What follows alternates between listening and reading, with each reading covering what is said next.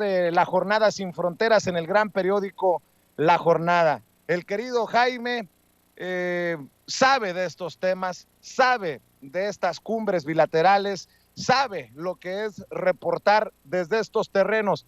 Yo sé que te entró la envidia, mi querido maestro, de no estar aquí, o de plano ya, mejor allá. Yo te pregunto, ¿cómo estás, Jaime? Fue por muchos años corresponsal precisamente para medios mexicanos desde estos andurriales, desde estas andanzas, mi querido Jaime. Te mando un abrazo.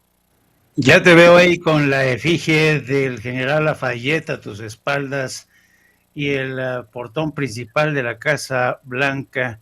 Y es interesante el lugar que has elegido, querido Vicente, porque efectivamente tú sabes que esa plaza, bueno, si se contara, si los árboles de esa plaza hablaran, es fabuloso cómo en el discurrir del tiempo pasó de ser un cementerio, luego pasó a ser mercado para la compra de esclavos, ha visto el discurrir de la historia de Estados Unidos y hoy se ha convertido en una plaza mundial a donde acuden ciudadanos de todos los países, muchos de ellos mexicanos, para exigir algo de justicia, algo de apertura democrática, sobre todo durante los gobiernos del PRI y del PAN.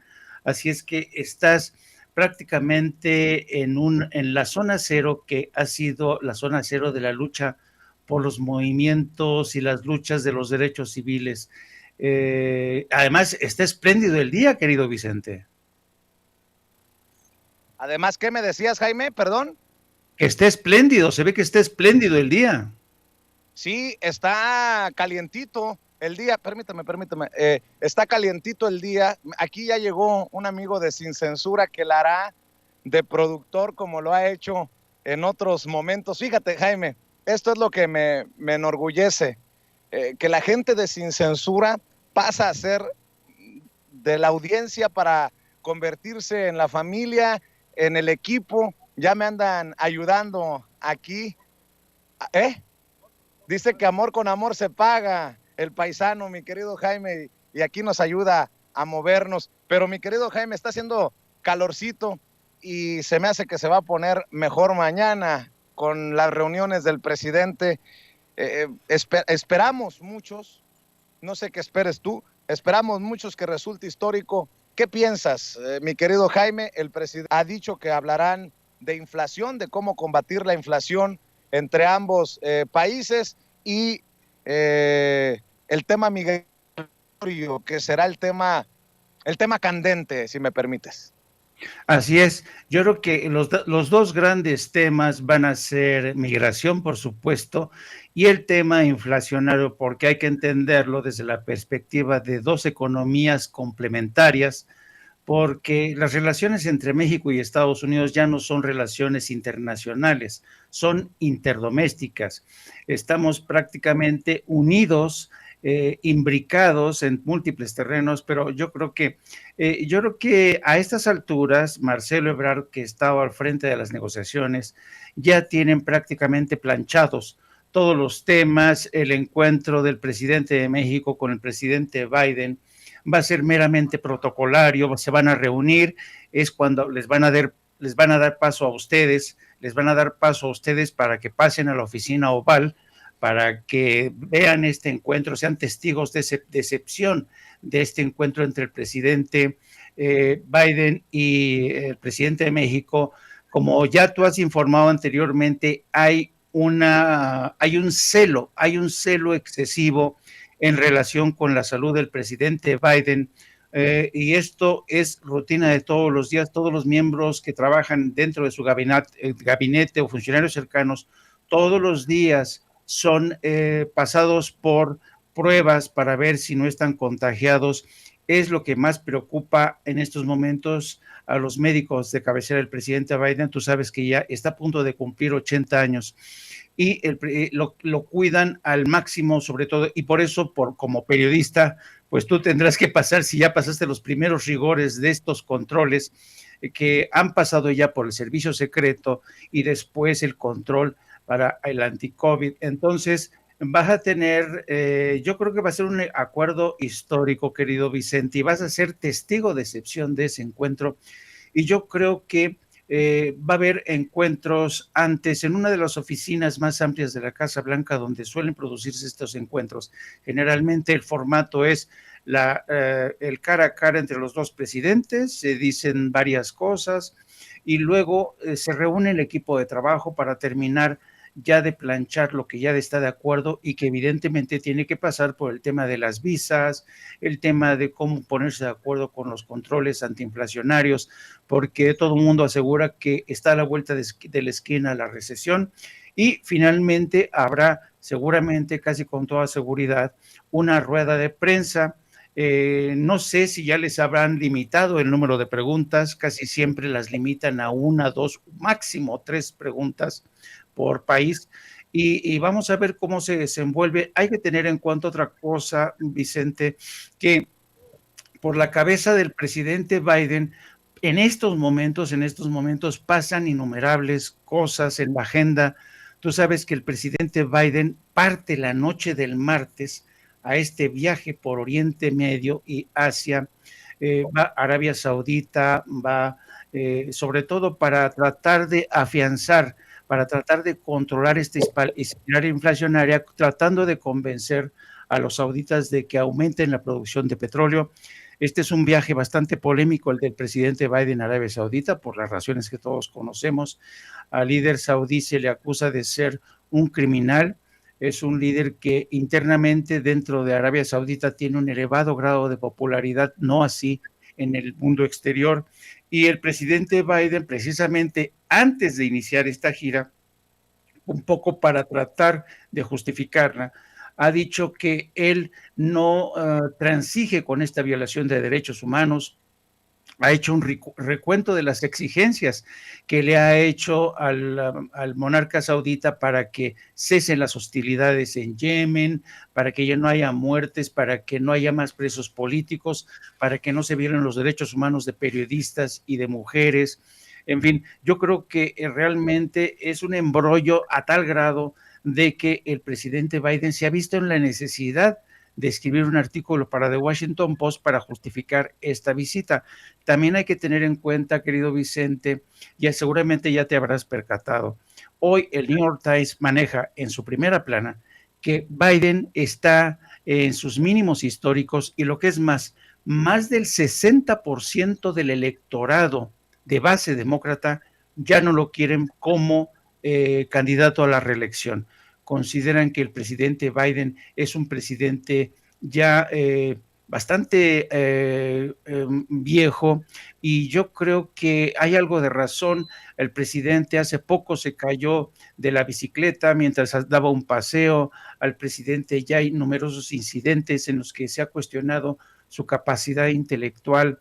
Él asegura que está bien, sus médicos que le rodean están bien. Recuerdan que todos los días el presidente hace ejercicio con un profesional que le vigila, y el presidente, hay que reconocerlo, se dice mucho de su salud, de su capacidad intelectual, pero yo ya quisiera ver a muchos políticos de 79 años tener la compostura, la entereza del presidente Biden.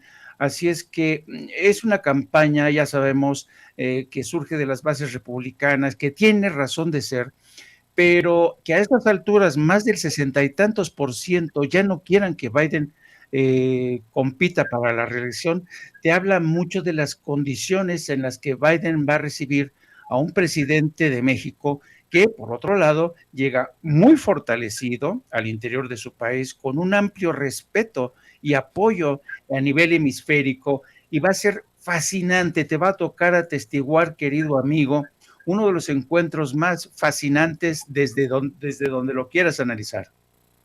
Jaime, y esto va a ser muy importante, todo lo que nos has dado es relevante para decir, bueno, creo, corrígeme si estoy equivocado, Jaime, que será tal vez la última oportunidad de Joe Biden para definir cómo quiere pasar a la historia, al menos hacia la comunidad inmigrante, al menos hacia la comunidad mexicana, al menos hacia la comunidad latina, como le quieran llamar. ¿Por qué? porque estaba haciendo un análisis hace rato con Toño y esto lo he venido pensando en todo el viaje, todo el día de ayer de viaje para llegar acá frente a la Casa Blanca. Y Joe Biden siempre tendrá el sello que se le puso a Barack Obama como deportador en jefe. Él fue su vicepresidente en los 2 términos que fue Barack Obama presidente. Y creo que el balance para la comunidad migrante de Barack Obama no fue el mejor. ¿Cuál es el legado, si alguno, que quiere dejar Joe Biden para la comunidad migrante? Creo que mañana quedará definido cuando visite el presidente Andrés Manuel López Obrador a Joe Biden aquí en la Casa Blanca, pero a lo mejor soy muy adelantado, muy exaltado, pero que no se nos olvide que este año es año de elecciones en Estados Unidos, mi querido Jaime. Sí, coincido contigo. Yo creo que Joe Biden es quizá el presidente que llega más débil durante su primer mandato. Prácticamente su capital político ya no le queda demasiado. Ha invertido demasiado de ese capital político invirtiendo en la guerra en Ucrania, que es lo más lejano. Ha invertido ese capital político fortaleciendo a la OTAN, y ha invertido también ese capital político robusteciendo al grupo del G7 con proyectos para justamente atacar la inflación, invirtiendo más de 600,000 millones de dólares. Entonces, este capital político, yo lo entiendo, apurado por las urgencias que ha traído la realidad política y económica del mundo entero, pues llegan en un momento en que México y la comunidad hispana migrante en Estados Unidos, pues le está exigiendo que cumpla con una de sus promesas que tiene carácter urgente para la comunidad migrante. Yo, francamente, soy no creo que vaya a haber un anuncio espectacular. Yo creo que todo se va a limitar, desafortunadamente, al anuncio de los permisos de trabajo, las famosas visas HB2 o H2A, y no sé si te fijaste, hoy en la mañanera utilizó el presidente de la necesidad de regular una migración para que ésta sea legal. Y para mí esto fue la clave que confirma que con este tipo de lenguaje que ya está utilizando el presidente, el acuerdo ya está planchado entre Estados Unidos y México. Es decir, hay visas que se van a anunciar posiblemente mañana, pero para lo de la reforma migratoria, yo creo que se harán pronunciamientos de carácter voluntarista, en el sentido de que se va a hacer todo el esfuerzo posible. Pero ahora que lo citas a lo que es el legado de Barack Obama, que es realmente triste cuando lo ves por el espejo retrovisor, yo tengo la impresión, querido Vicente, de que Barack Obama actuó con el complejo de un hombre negro que quiso quedar bien con los políticos blancos, y por eso no fue más audaz Barack Obama, y por eso, y además invirtió parte de su gran político en el primer mandato con la ley de salud. Y en la segunda parte, pues francamente se limitó a complacer a los republicanos, deportando el mayor número de inmigrantes. Yo creo que también hay otro elemento a tener en cuenta, y lo hemos dicho en muchas ocasiones, querido Vicente. Joe Biden es el demócrata más republicano que se conozca en la historia moderna. Por tanto, respira mucho por la vena conservadora, y él sabe bien que si el día de mañana anuncia una reforma migratoria o una amnistía, que no la hay desde 1986, lo van a echar a los leones y podrían perder terreno en múltiples estados. Hay que tener en cuenta otro factor que para mí es clave: el estado de Texas. Tú sabes que Greg Abbott está luchando por su reelección, por eso su actitud antiinmigrante, y no solamente él, hay ya candidatos y candidatas, sobre todo de origen inmigrante, que se han convertido realmente en la avanzada del movimiento antiinmigrante. Fíjate, candidatas de origen mexicano que son inmigrantes y que ahora se presentan como fervientes seguidoras de Donald Trump. ¿Por qué menciono el caso de Texas? Porque tú sabes que desde siempre en los análisis de la política, Texas se ha convertido en la gran cuestión. En estas elecciones de noviembre, quien compite frente a Greg Abbott es Beto O'Rourke, un demócrata que es considerado como una estrella de rock. Vamos a ver si Beto O'Rourke consigue derrotar a Greg Abbott, pero hasta ahora lo cierto es que Greg Abbott, con esta campaña antiinmigrante que está deteniendo migrantes, está a la cabeza de las encuestas. Esto te da una idea de realmente que el movimiento antiinmigrante, el odio antiinmigrante, es el combustible que sigue moviendo a estos republicanos. De ahí precisamente la encrucijada en la que se encuentra Joe Biden y el presidente López Obrador, por más llamados que haga a favor de que la gente no vote por Greg Abbott o que inste una vez más al presidente Biden a que haga realidad una reforma migratoria, seguramente ya Marcelo Ebrard ya se encargó de decirle, oye, por el momento yo no lo veo posible, no lo presiones tanto por ahí, conformémonos con las visas, creo que va a ir por ahí, van a ir por ahí los tiros, querido Vicente. Mi querido Jaime, es también revelador lo que mencionas. El presidente Andrés Manuel López Obrador ha estado insistiendo ya por semanas. Recuerdo que creo, me corrigen si estoy equivocado, que la primera vez que lo mencionó fue cuando le hice aquel planteamiento el pasado miércoles en la mañanera. En su respuesta hablaba de tomar decisiones atrevidas. Y creo que si Biden no toma una decisión atrevida, debería de definir un cálculo, debería de hacer un cálculo el equipo de Joe Biden en definir, a ver, si no tenemos el capital para reelegirnos, ¿cómo seremos recordados? Porque en este momento histórico, creo que Biden pasaría a la historia, si no se reelige en las próximas elecciones, como un presidente que ni fu ni fa a la comunidad inmigrante. ¿Y por qué lo digo? Porque se ha prometido, como lo han hecho, incluso hasta el propio Barack Obama lo prometió, reforma migratoria para todos, una reforma migratoria integral, decían los políticos demócratas, pero ni demócratas ni republicanos le han cumplido a la comunidad migrante.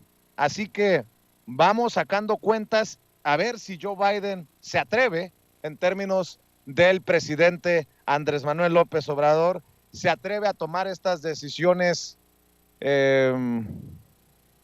pues que podrían ser sin precedentes, vamos a ponerlo así, Jaime, aunque sí considero, y qué bueno que tú lo has puesto sobre la mesa, hay que ser cautelosos. ¿Puede ser histórico? Sí.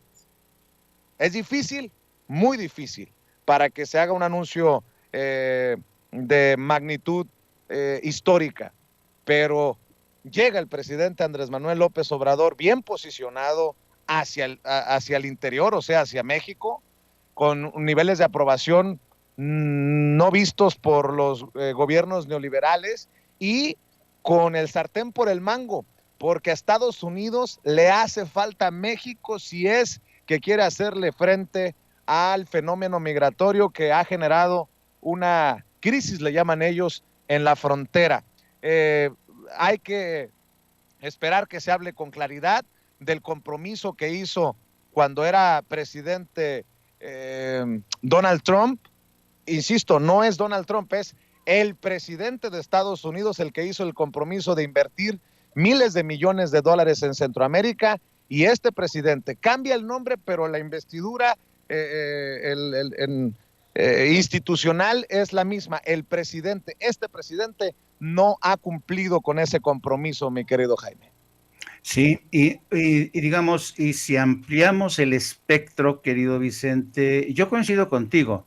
Acuérdate que lo que el presidente siempre ha dicho, que la política es el arte de lo posible, y ya que lo planteas en el sentido de que Biden, imagínate que Biden termine, sería el presidente ya más longevo que aspira a un segundo mandato, si es que se confirma su candidatura. Él ha insistido que sí, pero dado el estado de ánimo del electorado demócrata y dado también las prisas y las ansias que ya apuran a gobernadores como el de Illinois y de California, que ya dijeron, bueno, si el presidente decide no presentarse, nosotros nos presentamos en la lucha por la Casa Blanca.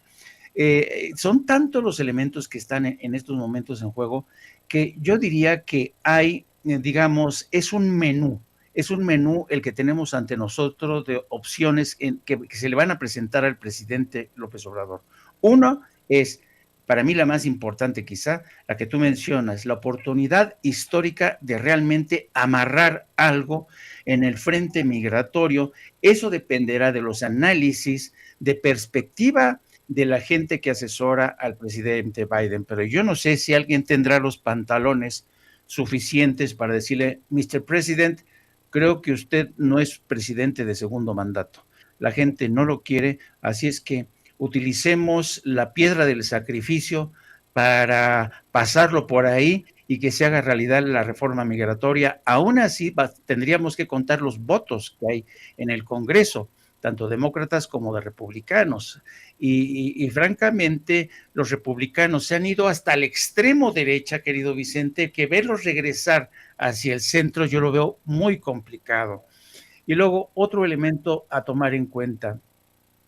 Yo creo que hablo de menú porque aquí tal pareciera que cada quien llega a esta visita con sus libros, con sus exigencias de peticiones bajo el brazo. Por ejemplo, hoy sabemos que hay un encuentro del embajador Esteban Moctezuma con líderes de la comunidad migrante en la embajada, en la que le van a transmitir las peticiones, por supuesto, le van a hacer la exigencia de que haya una reforma migratoria, porque ha sido imposible agendar un encuentro con el presidente, ¿no? Bueno, luego, mañana se produce este encuentro histórico en el que se anuncian los acuerdos, veremos cuáles son los alcances de estos acuerdos, y el miércoles, una vez que el presidente Biden haya partido, ya no estará en Estados Unidos, el miércoles se encuentran empresarios de México y Estados Unidos, y esto también va a ser muy interesante porque por primera vez llega un presidente como corresponsable de una cumbre entre empresarios de ambos países. Y también hay otro elemento adicional. Hoy me llamó la atención mucho una entrevista de Marcelo Ebrard con la revista Proceso, en la que la revista le da más por el lado de que la DEA quiere mejores condiciones para seguir actuando en México. Yo veo aquí una agenda de la DEA,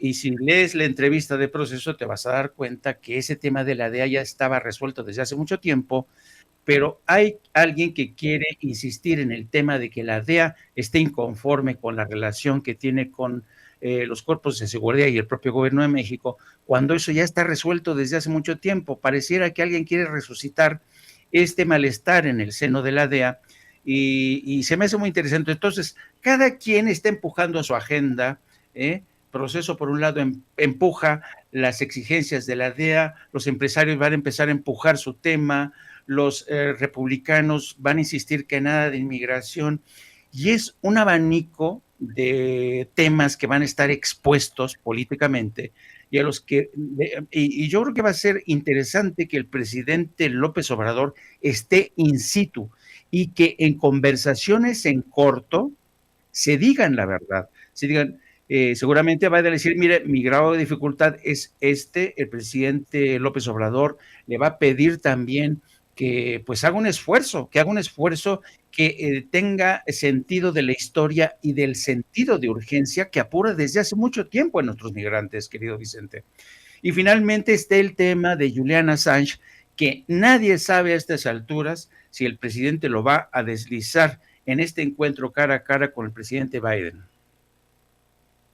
Mi querido Jaime, agradecerte tu generosidad y agradecerle también la generosa paciencia a Julián Atilano, que ya está listo para entrarle con otros temas. Déjame insistir en este tema de la DEA, porque el presidente hizo declaraciones, ¿no? Dice, la DEA sigue haciendo su chamba, pero en un marco jurídico. O sea, en otras palabras, en este gobierno no tienen cheque en blanco estas agencias estadounidenses que hacían y deshacían en tiempos de Calderón, cuando se dio lo de Rápido y Furioso, en tiempos de Peña Nieto, en donde, de acuerdo a fuentes, la DEA incluso tuvo que ver en los operativos para dar con Joaquín Guzmán Loera. En fin, déjenme proyectar lo que dijo el presidente en la mañanera hoy, antes de salir rumbo al aeropuerto para tomar el vuelo que lo traerá hasta acá, hasta Washington, D.C.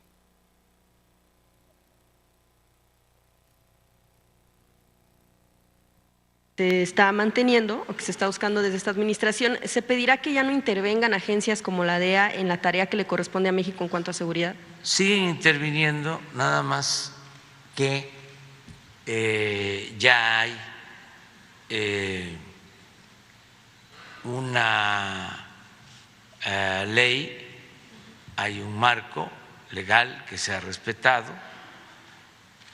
que se establece en esa legalidad cuántos agentes pueden estar en México, los informes que tienen que estar rindiendo a nuestro país y que pues no pueden actuar por su cuenta ni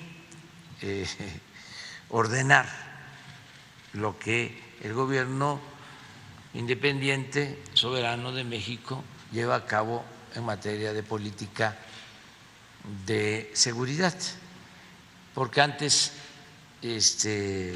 intervenían en operaciones de combate a la delincuencia, tanto en labores de inteligencia como en operativos. Una vez hasta el embajador de Estados Unidos llegó a opinar, luego de la detención, la captura, el asesinato de un grupo de presuntos delincuentes en Morelos, de que ellos cooperaban con la Marina porque no le tenían confianza al ejército mexicano. Yo era opositor en ese entonces y protesté. Ahí debe estar en mi Face, a lo mejor lo encuentran. Era embajador un señor de apellido hispano, cuando Calderón, Pascual. Sí. Bueno, ahí está parte de lo que dijo el presidente Andrés Manuel López Obrador, y me llama la atención cómo lo publica la revista Proceso. Por cierto, el canciller, sí, me van a decir que soy envidioso, pero el presidente sigue dando, el canciller sigue dando entrevistas y a medios que tal vez sigue dando entrevistas, por ejemplo, a la revista Proceso, y a nosotros nos sigue mandando a la goma. Nosotros somos de segunda clase, hay pobretones, pinches youtuberos, pero pues de ese tamaño el canciller Marcelo Ebrard. Nada más recordar que también Claudia Sheinbaum ya le dio una entrevista al gran periodista Alberto Peláez, que no tiene ni la audiencia que tiene Sin Censura para el medio en el que él colabora, pero ahí andan pues. Pero bueno, regresando a lo de la revista Proceso, de llamar la atención después de estas declaraciones del presidente, que la revista Proceso hable de una campaña de desprestigio, que el canciller haya señalado una campaña de desprestigio, señalando, dicen en la revista Proceso, indirectamente a la Administración Antidrogas de Estados Unidos. Pero qué necesidad, para qué tanto brinco estando el piso tan parejo. El presidente habla claro, no sé qué más le quieren buscar a esto, mi querido Jaime. Así es, y así te das cuenta que evidentemente efectivamente la DEA está tratando de presionar para tener mayor protagonismo en las operaciones, para no tener que rendir este informe de sus actividades, para tener manga ancha, como la tuvieron durante la presidencia, sobre todo de Felipe Calderón. Hay que tener en cuenta que incluso agentes de la DEA en la época de Calderón se disfrazaban con uniforme del ejército o de la marina para actuar. Entonces la DEA tiene que estar supervisada, y eso me parece muy bien, por cuerpos de seguridad mexicanos, porque ya no pueden hacer lo que hacían antes, ¿no? Esto no es Colombia, esto tampoco ya no es México, el México de Felipe Calderón. Y fíjate que lo interesante del caso es que el presidente, cuando cita el incidente con Carlos Pascual, con el embajador Carlos Pascual, se refiere a los cables de Wikileaks en los que quedó en evidencia el embajador Carlos Pascual cuando acusó al gobierno de Felipe Calderón de tenerle aversión. Al ejército mexicano lo acusó de tenerle aversión al enfrentamiento con el cártel de los Beltrán Leiva y también con el cártel de Sinaloa. Esto fue lo que enfureció a Felipe Calderón, y durante una gira que realizó en 2011 a Washington, el presidente Calderón, por esta revelación de Carlos Pascual, le pidió la cabeza del embajador, a lo cual Barack Obama accedió, pero a cambio de esa cabeza hay que recordar que Barack Obama le impuso a Felipe Calderón el sobrevuelo de drones militares que le siguieron la pista al cártel de los Zetas, que era responsable de la ejecución de varios agentes, entre ellos el agente de CBP, Jaime Zapata, y eso marcó el principio del fin para el cártel de los Zetas. Entonces, en esa época, Barack Obama le impuso a Calderón múltiples condiciones. La DEA penetró por todos lados. ¿Por qué? Porque Estados Unidos sabía que había un extraño comportamiento del gobierno de Felipe Calderón frente a los cárteles. Así es que de aquel entonces, ahora, evidentemente el presidente de México ha hecho bien en pintar su raya y decir, no, señores, esto ya no es como antes. Nosotros queremos tener el control de la soberanía y de esta lucha. Y yo creo que esta campaña que se supone, dice Proceso, que viene, y el propio Marcelo dice que viene desde la DEA, yo creo que tiene que ver más bien desde la oposición en México, porque la DEA pues no va a seguir insistiendo a través, ya sabes, de sus correas de transmisión, me refiero a medios de comunicación y periodistas, para que vuelvan a traer el caso nuevamente, pero yo casi estoy seguro de que ese tema ya quedó atrás, y yo veo muy lejano que el presidente o Marcelo, y sobre todo los secretarios de Defensa y de Marina, le vuelvan a abrir la puerta a la DEA para que haga lo que se le pega la gana.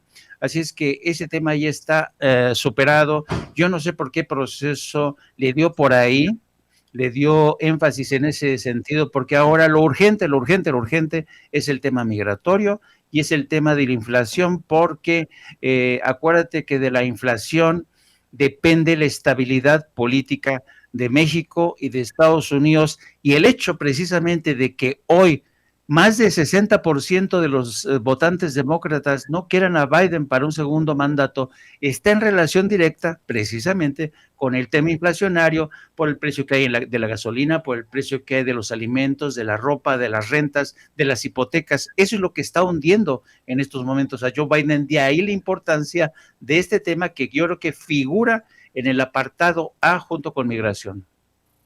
Oye, Jaime, la reunión de mañana con Joe Biden y el presidente Andrés Manuel López Obrador terminará de posicionar a Andrés Manuel López Obrador como el líder continental, el líder de la región, el líder de Latinoamérica que muchos vemos. Y te lo pregunto por todo lo que hemos hablado en este segmento, y porque esta reunión, esta cumbre se da luego de que los más odiadores, los más venenosos contra López Obrador dijeron que Joe Biden ni lo iba a recibir, que Andrés Manuel López Obrador se había cerrado las puertas de la Casa Blanca al no asistir a la cumbre de las Américas, que ni terminó siendo cumbre, ni fue de todas las Américas. Este encuentro con Joe Biden y lo que resulte, terminará de posicionar al aldeano, como lo han querido demeritar los académicos y las analistas en México, el Mesías tropical, ¿o cómo lo ves? Para cerrar, Jaime. Pues lo que ha quedado demostrado, querido Vicente, es que estas lecturas del futuro que hace la oposición, que lo hace, yo no sé cómo lo harán para llegar a sus conclusiones, yo no sé si leen los vientres de las cabras o leen los pozos de los cafés o las cartas, yo no sé cómo hacen para ellos lanzar sus pronósticos tan desvariados y errabundos, ¿no? Yo creo que López Obrador ya llega de hecho como un líder de enorme prestigio a nivel hemisférico. Y yo te apuesto, porque ya lo estoy viendo venir, yo te apuesto que el miércoles, todo el mundo va a decir, no, pero es que Biden ni siquiera se esperó a que terminara el presidente su gira, se fue a Arabia Saudita, ya ni siquiera esperó a que se fuera el presidente, ¿entiendes? Va a haber ese tipo de lecturas. Pero lo que es cierto, lo que es evidente, es que López Obrador ya llega con un cúmulo de respaldos tras de sí y ya llega y seguramente se va a consolidar con esta visita en la Casa Blanca. Y los temas que van a abordar ahí, hay que tener en cuenta una cosa muy importante, sobre todo en el frente migratorio, va a abordar no solamente el tema de México, sino también el tema de Centroamérica y una crisis que implica e involucra al resto del hemisferio. Entonces, yo creo que López Obrador va a analizar temas que tienen que ver no solamente con México, sino también con el resto del hemisferio. Y estoy casi seguro, esperemos, no lo puedo asegurar, pero a lo mejor también habla con Biden de la necesaria realineación política y geopolítica del hemisferio, porque no hay que olvidar a Cuba, no hay que olvidar a Venezuela. Evidentemente de los acuerdos no van a surgir, pero yo estoy casi seguro que en su plática es posible que el presidente López Obrador le diga al presidente Biden que ya es hora de cambiar el chip de la política exterior de Estados Unidos, porque estamos ante una nueva realidad. Y si quiere Joe Biden superar uno de sus principales problemas, que es el tema inflacionario, va a tener que tocar las puertas nuevamente de Venezuela y de otros socios que los ha puesto durante un tiempo en la lista negra, pero estamos ante una nueva realidad. Así es que yo creo, para contestar a tu pregunta, que López Obrador ya llega con ese gran respaldo, pero no cabe duda, querido Vicente, que esto va a ser prácticamente la cereza en el pastel de un hombre que, como tú bien recuerdas, muchos decían, no, se va a echar encima al presidente Biden, nadie lo va a querer recibir en la Casa Blanca, y mira por dónde la realidad, como siempre, da un paso al frente para desacreditar a estos odiadores que se presentan a sí mismos como analistas internacionales, pero que nunca salen de su cubículo, o cuando hacen sus análisis lo hacen frente a un vaso de whisky. Así es que, querido Vicente, insisto, vas a ser tu testigo de excepción para todos los seguidores de Sin Censura y del gran proyecto de Sin Censura. Vas a ser testigo de excepción de este encuentro que ya ha creado muchas expectativas y seguramente quedará registrado en los libros de historia en toda su dimensión. Pues nada más para decirle a la audiencia de Sin Censura que estamos en la lista de medios acreditados para, si así al final lo define, da luz verde el gobierno de Estados Unidos, podamos acceder a la Casa Blanca. De hecho, bien mencionabas, hay estrictas medidas de seguridad y de salud para los que vamos a ingresar a la Casa Blanca. Llegamos desde México con una prueba de antígenos, una prueba PCR, y nos volverán a hacer otra prueba. Tengo entendido que desde la Casa Blanca, esta tarde, en un hotel reconocido de esta zona, a los miembros de la prensa que estamos acreditados, y ojalá que así podamos ser los ojos de esta audiencia diferente e inteligente de Sin Censura al interior de la Casa Blanca. Y siempre a tus órdenes, maestro, también para tus espacios. Desde acá tienes a un humilde obrero de la información a tu disposición. Precisamente, ¿por qué no cerramos invitando a la gente a tus espacios, querido Jaime Hernández? Gracias por tu generosidad, querido Vicente, porque yo sé el trabajo, el esfuerzo que, Dios mío, yo no sé, pareces correcaminos, y además con los magros recursos de Sin Censura, de verdad que es toda una proeza. Te agradezco y te voy a tomar la palabra, querido Vicente, y aprovecho para pedir a nuestra gente, a tu gente, que nos siga también a nosotros a través de nuestro programa No Apto para Cínicos. Transmitimos a partir de las 14 horas, tiempo central de México, 15 horas de la costa este de Estados Unidos. También les pido que nos siga a través de nuestras redes sociales, a través de nuestra cuenta @Jaime Journo, y también a través de la sección de la Jornada Sin Fronteras, donde hemos estado dándole uno que otro palo al gobernador de Texas porque está violando los derechos humanos en la frontera de su estado con México. Que tengas muy buena suerte, buen trabajo, querido amigo, y estamos en contacto. Gracias, mi querido Jaime. Gracias, aquí estamos a la orden.